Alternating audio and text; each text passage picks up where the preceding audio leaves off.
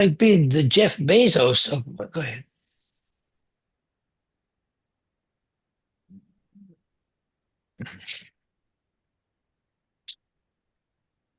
Like being the Jeff Bezos of, go ahead. Okay.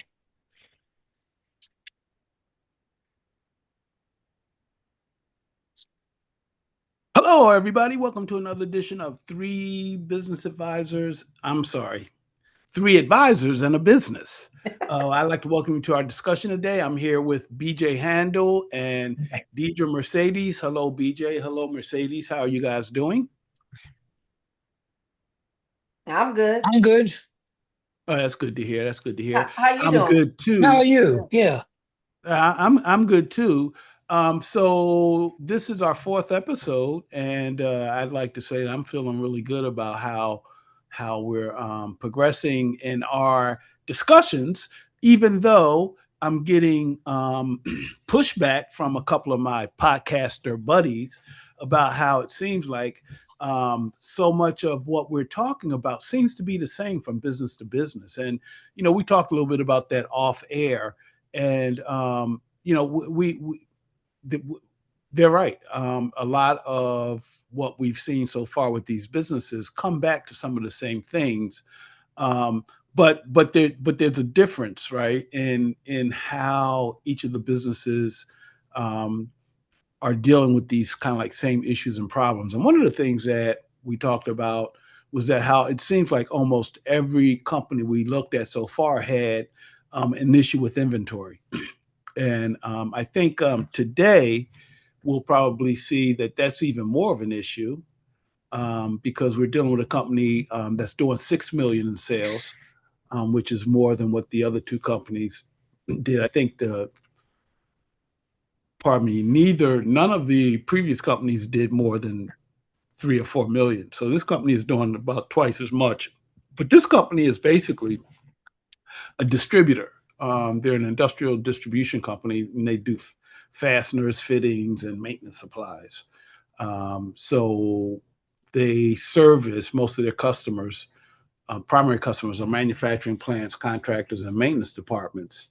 Um, so basically, this company has annual revenues of 6 million, and they've grown through product expansion and customer relationships. So let me say that again because that's going to get to the problem that Deidre and BJ have with this company, right? The company has grown through product expansion and customer relationships, but now they suffer from operational inefficiencies, inventory management problems, inconsistent margins, and lack of system integration.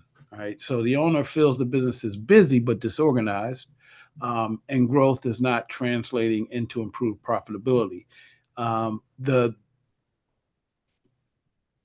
EBITDA for this company is about a half a mil, which is, you know, represent a margin of, I think it was, the EBITDA margin was 8.3%, which is kind of low for a distributor. And that kind of indicates some inefficiencies. All right. So the company's inventory, they do 6 million in sales. All right. But their inventory is 2.1 million. All right. So their cost of goods was 4.4 million. So if you do an inventory turnover calculation, you'd find that the inventory seems to be turning maybe 4 times. I didn't do the actual calculation, but if their inventory is 2.1 and their cost of goods sold is 4.4, yeah, 4.4, then that's about what, 2 times the Yeah. inventory's turning. That's Um, about right. Yeah. yeah, so definitely have an inventory problem. That's obvious. They have 20 employees. Revenue per employee is about 300,000. Yeah, and they tell you the inventory turnover right here. It's 2 times per year. The Oh, average SKU count is 4,500. So they have 4,500 units in inventory. The order accuracy rate is 93%. I don't know. I mean, that seems high. I mean, that seems decent, but how can you get 7% of your orders wrong? I mean, it should be like closer to 99.9%. I mean, people order.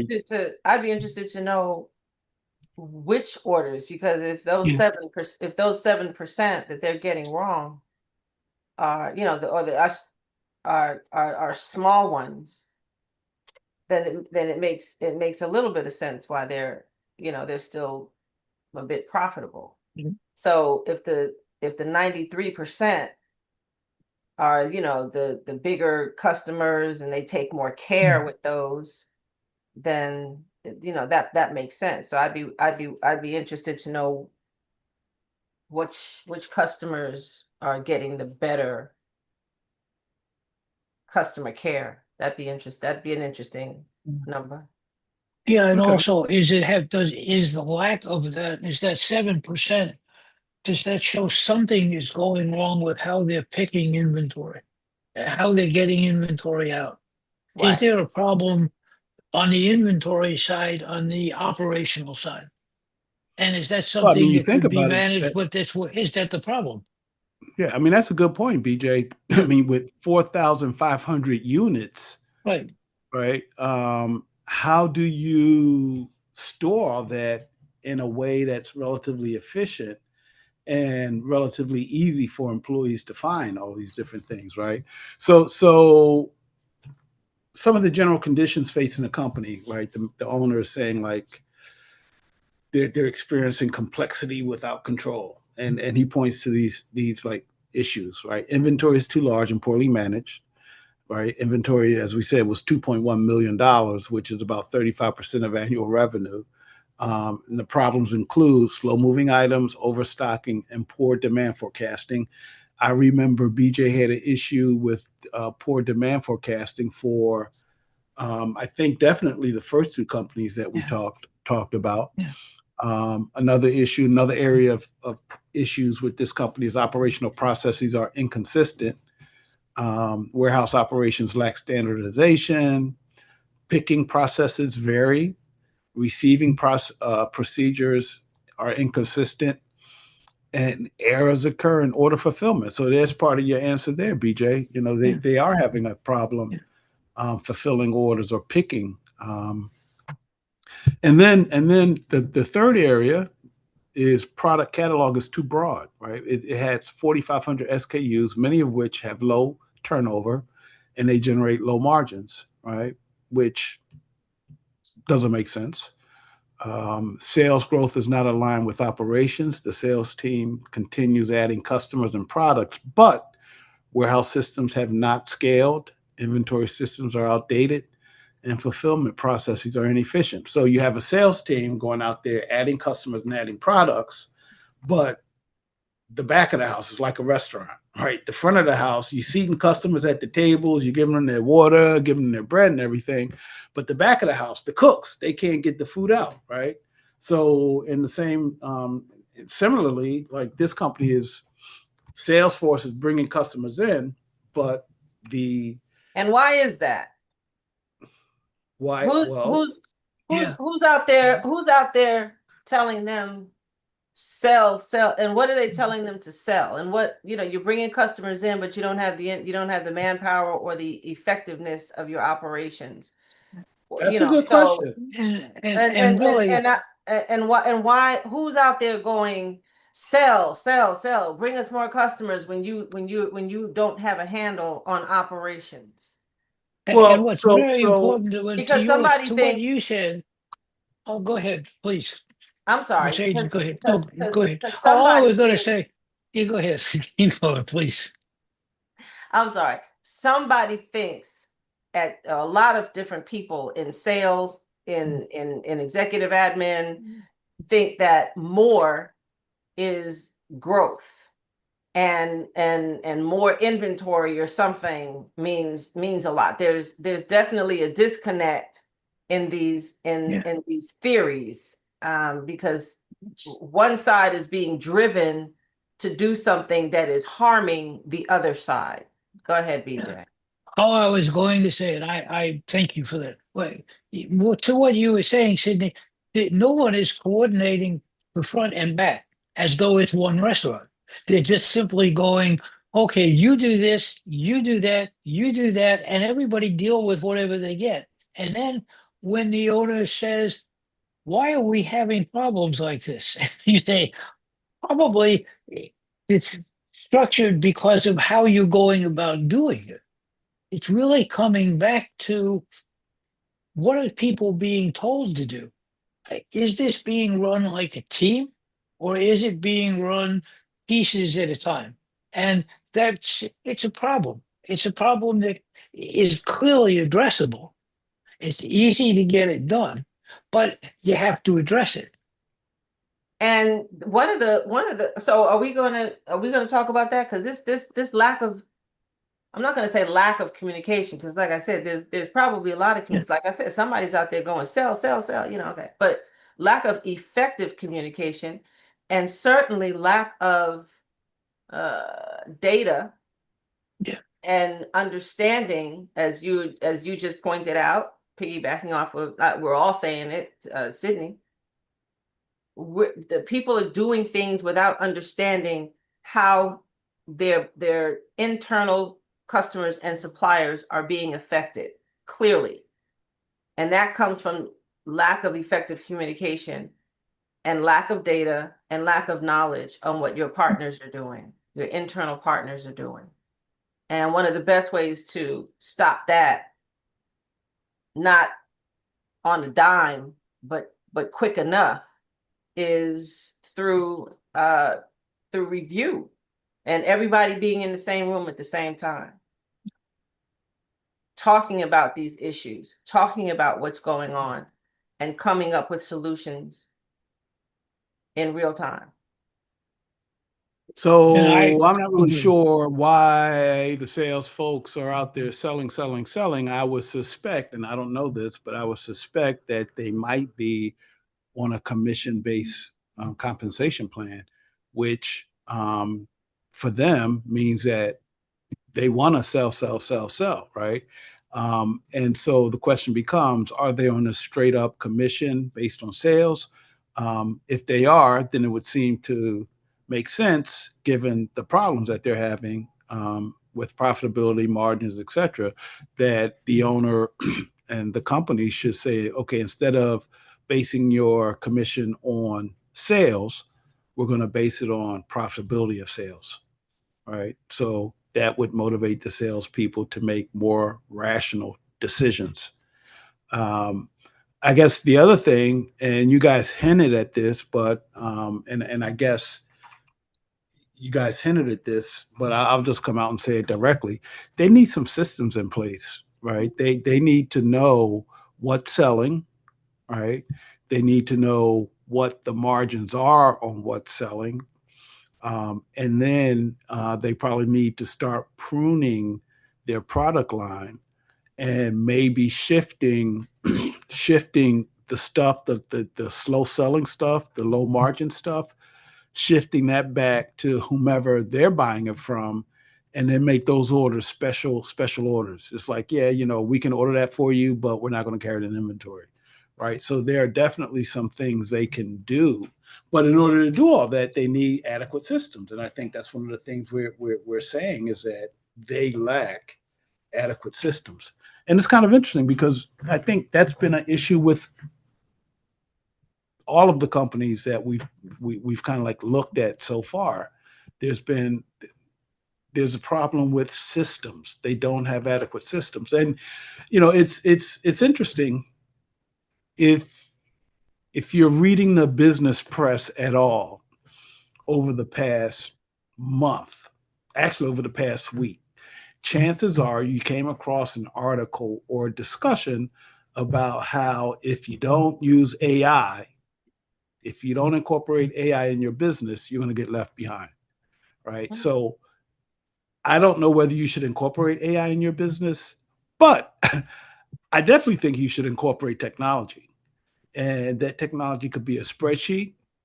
It could be, Salesforce management, Salesforce, some other customer relationship management program, some kind of database program that allows you to track product, that allows you to track sales, right? The tools are out there.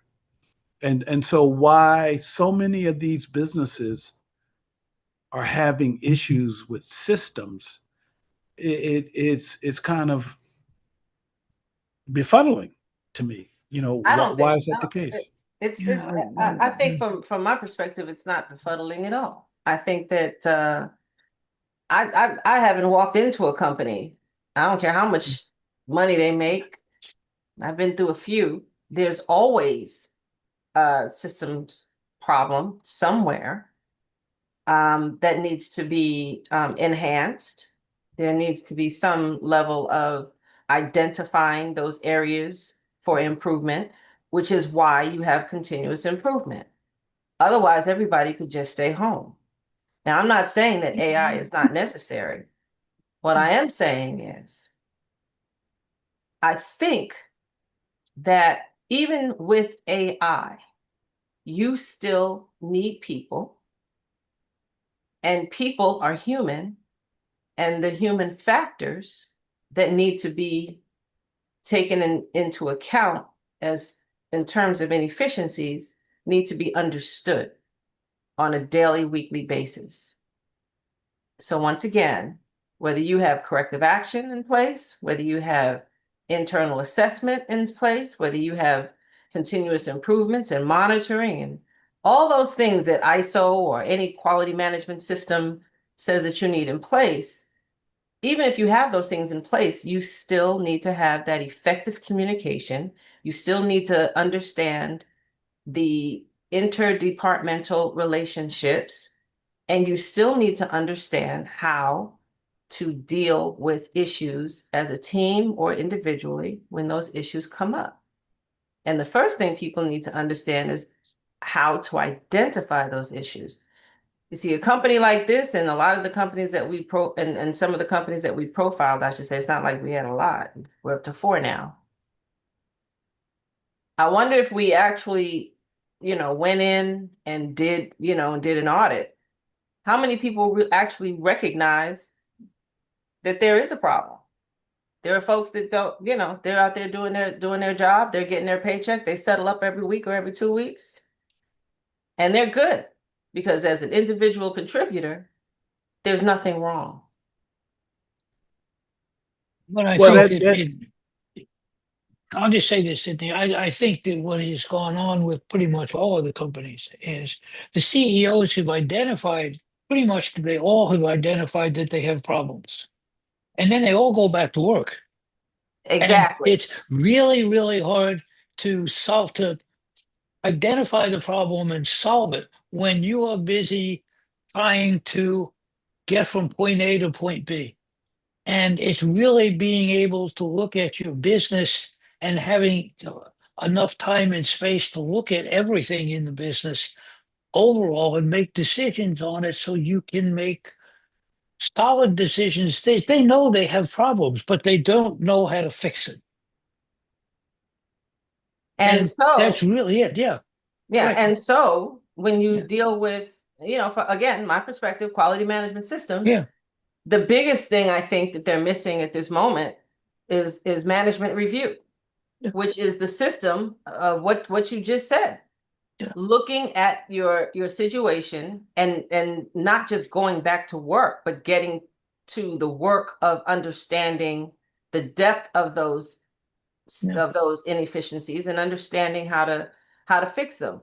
But one of the things that happens, what you hit the nail on the head there. Executive management looks at the spreadsheets and they go out and they look at they may even talk to their customers. They may do a lot of things, but a lot of times they're not talking to their teams, their individual teams. Mm. They're talking to each other, executive management. Why isn't this done? Why isn't that done?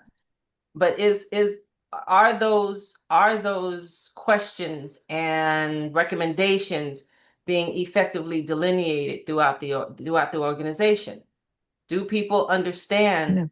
Do people at the lower, or I should say, the individual contributors, the more tactical folks that are putting their hands on that product, do they understand what they need to do to reach the goals and aspirations that executive management has put in play for the company overall?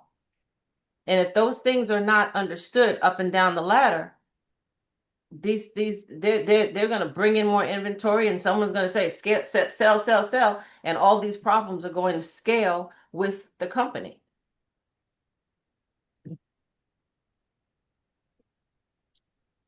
I agree. I agree So I guess, completely. yeah, I guess I would agree generally with everything you guys have said. Um, but I guess I don't know. I take a kind of different perspective. Um, it seems like Mercedes is like hard line. This is what you need to do, and granted, yeah, they need to do that, right? I'm at a point though where I'm like, I recognize that small business folk tend not to do a lot of the things that they should do. The question for me is, how do you get them to the point where they begin to do these things, right? So I'm not going to go in personally. I'm not a ISO XYZ WKY type person necessarily, right? It's not the whole alphabet. It's just half. It sounds Yeah, like it. not just a few. Yeah.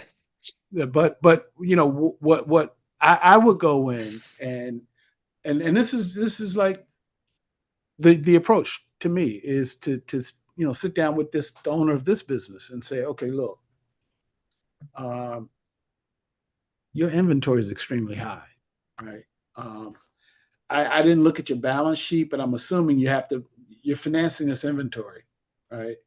Um, you have accounts payable $1.2 million, right? Um, how quickly is that turning over, right?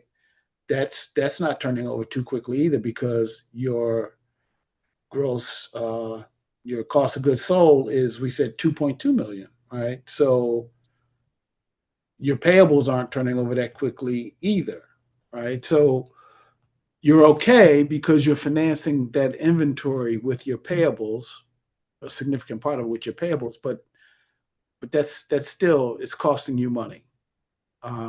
You have a bunch of crap in the inventory that's low margin and that's not selling. All right. Let's start there. Let's look at this and say, okay, what's going on here? Let's look at your price list. All right. Let's compare what you're charging people and what you're paying for these items. Right. Let's identify the margins on these products, on everything in your inventory. Let's look at the price, the cost, so we can know what the margin is. And then let's add another column and say, what's selling? All right. And let's come up with a rule.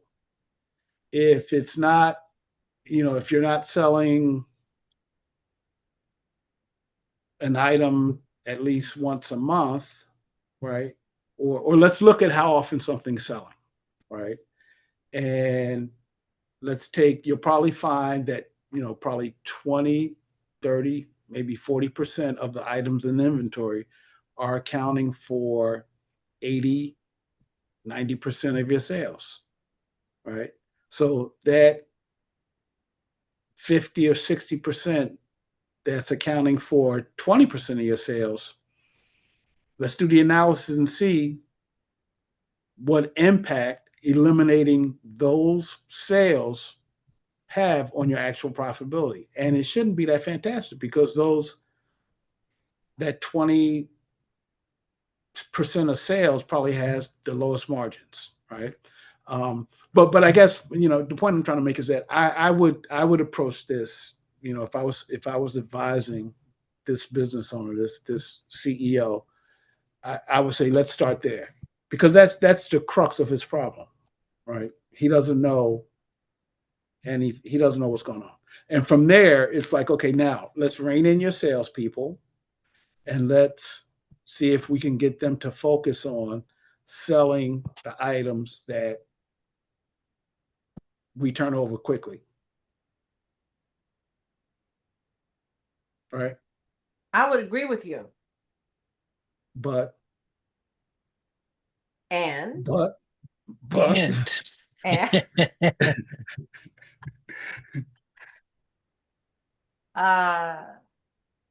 the owner of that company is still going to have to go to the salespeople and the people who are managing inventory and probably some of the suppliers. There's and sit down with everybody and to get that information, and somebody in accounting.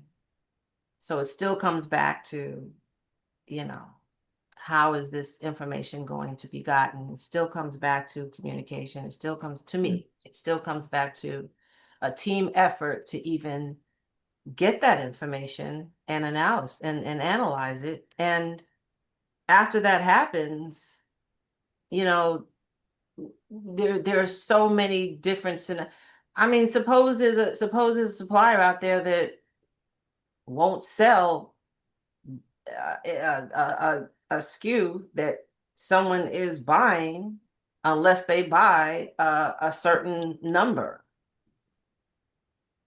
Suppose say that again. Say that again. Suppose you have a supplier. I think when I'm getting too deep in the weeds on that one. I'm sorry, but I was saying but there's a lot of different reasons why inventory could be the way it is. And the gentleman or the young lady that you're talking to, the owner of the company, is not going to understand all of the intricacies as to why that inventory is sitting there and why it's coming in, unless they're talking to quite a few different people. Well, I mean, so see, that's the XYZ coming out, right? And I don't think there's anything wrong with the XYZ. No, I don't know how else you do it. anything. How else do you do it? How else do you do it?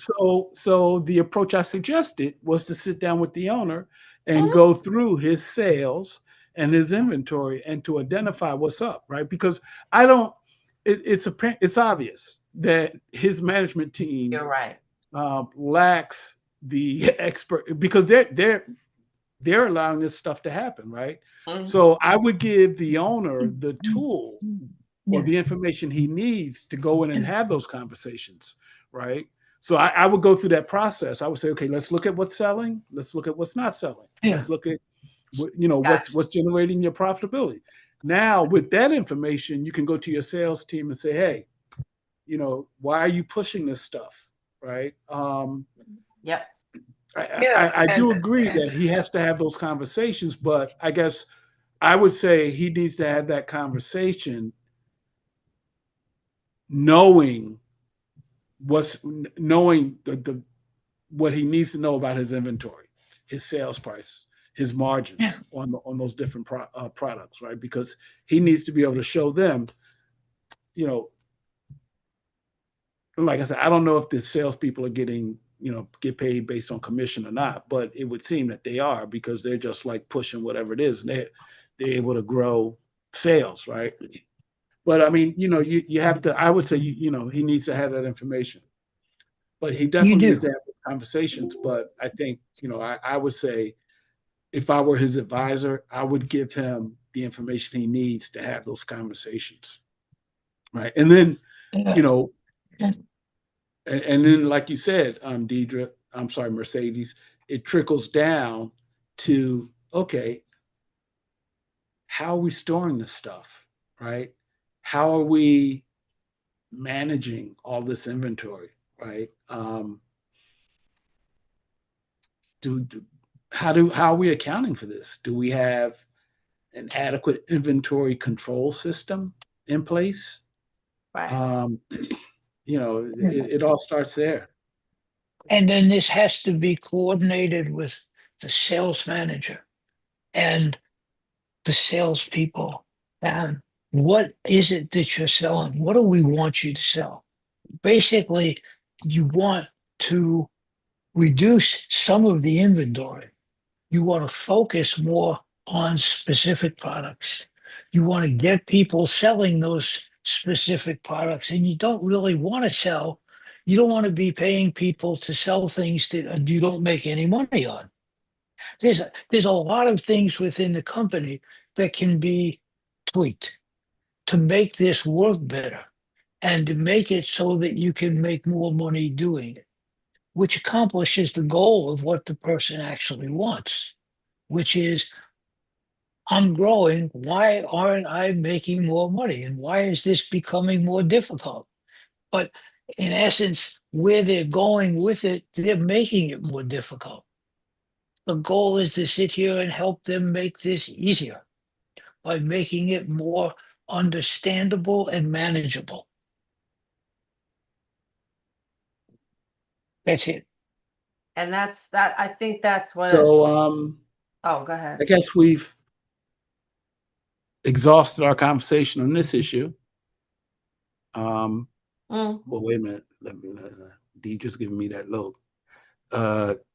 Mercedes, is there more that we need to talk about it with regard to the inventory? I mean, to me, the inventory is the biggest problem. Everything comes back to inventory with this company. Right? Okay. To me, I don't know.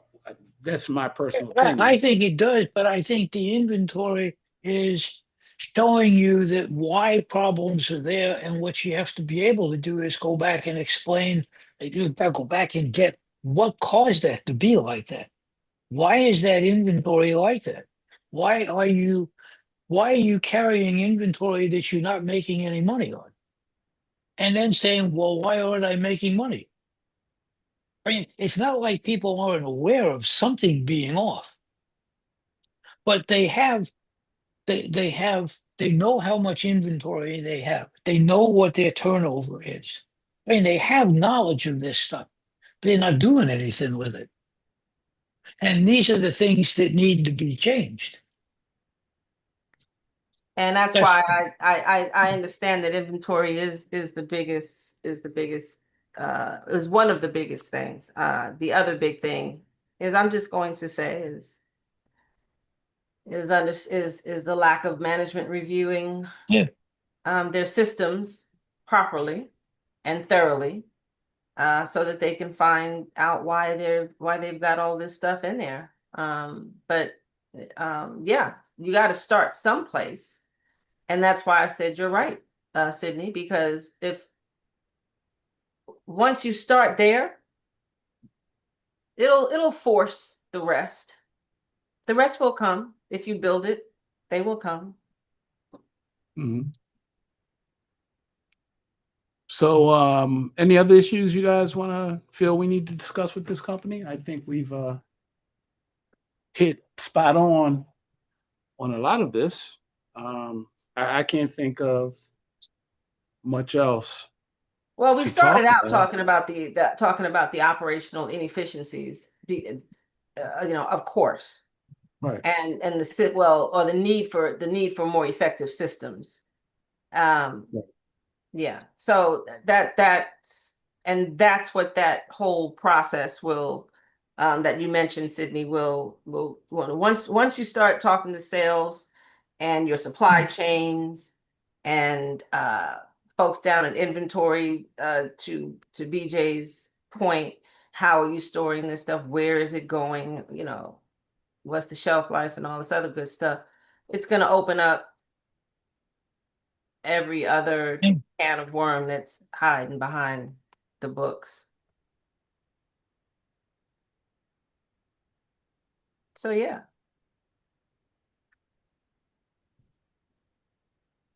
Well, we're just about coming to an hour or so. Mm-hmm. I want to take a minute to thank you guys for sharing your insights. I appreciate that quite a bit and find them to be insightful. As always, I'd like to thank the listening audience for tuning in.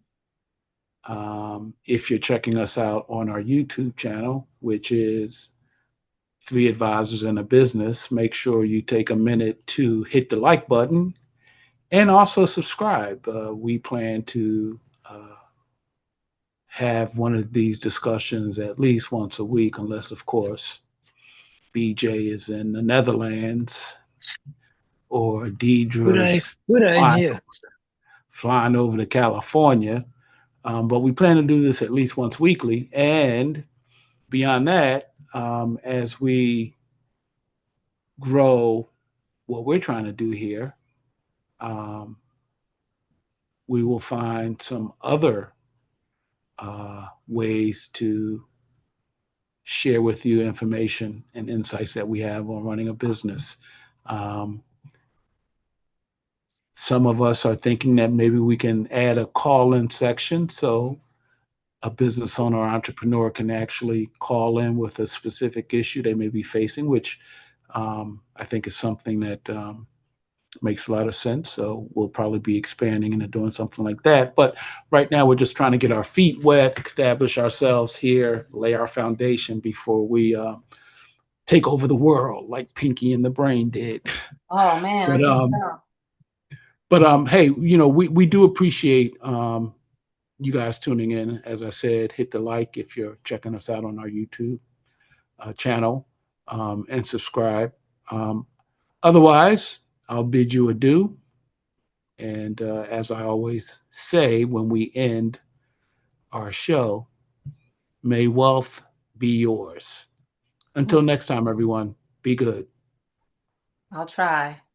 Bye.